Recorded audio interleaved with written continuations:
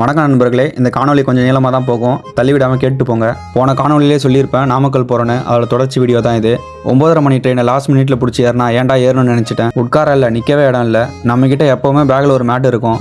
மேட்டை விரிச்சு குத்த வச்சுட்டேன். 5 மணி நேரம் பயணம் இப்படியே தான் போச்சு. எழுந்தா முட்டிலாம் டான்ஸ் ஆடுது. ஒரு வழியாக நாமக்கல் வந்துட்டேன். நான் 3 வருஷம் கல்லூரி படிப்பை இங்கே தாங்க முடித்தேன். ரொம்ப வருஷம் கழிச்சு திரும்ப வந்திருக்கேன். வந்து இறங்கினது மொதல் ஃபோனை நண்பனுக்கு தான் அடித்தேன். கரெக்டாக பிக்கப் பண்ண வந்துட்டான். வண்டியில் போகும்போது பல நினைவுகள்லாம் பேசிட்டே போனோம். ரூம் போயிட்டு கொஞ்ச நேரம் உறங்கிட்டு காலையில் ஃப்ரெஷ் ஆகிட்டு ஃபங்க்ஷன் கிளம்பிட்டேன். இதுதாங்க நான் படித்த காலேஜ். பழைய ஃப்ளாஷ்பேக்லாம் பின்னாடி மண்டையில் ஓடிட்டு இருந்துச்சு. யாருக்கும் தெரியாமல் சர்ப்ரைஸாக ஃபங்க்ஷனில் போய் விசிட்டாக போட்டேன். வீட்டை சுற்றி காமிக்கின்ற பேரில் என்னமோ சொல்லிட்டு இருந்தா. நான் அவனை பொண்ணு பார்க்க வந்திருக்கோன்னு சொல்லிட்டு குரூப் ஃபோட்டோ எடுத்துகிட்டு சாப்பிட வந்துட்டோம். அவங்க ஃப்ரெண்ட்ஸ்லாம் இன்ட்ரோ பண்ணாங்க. எல்லாருக்கும் ஒரு ஹாயை சொல்லிட்டு ஜூஸை குடிச்சிட்டு வந்துட்டு நேரம் பேச்சை போட்டு அங்கேருந்து கிளம்பிட்டேன். நேராக அங்கேருந்து ஃப்ரெண்டோட ரூம் வந்துட்டேன். ஒரு ஃபிசிக்கல் எஜுகேஷன் படிக்கிற பசங்களோட ரூம் இப்படி தான் இருக்கும். திரும்புற இடம் எல்லாமே ஷூ கிட்டு பேட்டாக தான் இருக்கும். அது ஒரு சென்டிமெண்ட்டான விஷயங்க. சொன்னால் புரியாது, அந்த வாழ்க்கையை வாழ்ந்தால் தான் புரியும். இவன் தாங்க கட்ட பையன். எப்பா பாரு பொண்ணுங்கிட்டே தான் பேசிகிட்டு இருப்பான். பசங்கிட்ட ஒரு வார்த்தை கூட பேச மாட்டான். எல்லாரும் எங்களும் இந்த மாதிரி வார்த்தை இருப்பான். அவனுக்கு கீழே டேக் பண்ணி விட்டு போங்க. அங்கேருந்து கிளம்பி இன்னொரு ஃப்ரெண்டோட ரூம் வந்துட்டோம். புதுசாக ஆஃபர் போட்டிருக்காங்கன்னு பூமாலை ஷூ வாங்கியிருந்தான். எப்படியாச்சும் ஆட்டையை போட்டு போயிடலான்னு பார்த்தா சைஸ் பெருசாக இருக்குது. ஷூ என்கிட்ட இருந்து தப்பிச்சிடுச்சு. பழைய நினைவெல்லாம் கொஞ்சம் ரீவைண்ட் பண்ணி ஓட்டிட்டு ரொம்ப நாள் அப்புறம் நிம்மதியாக பேசிட்டு இருந்தோம்.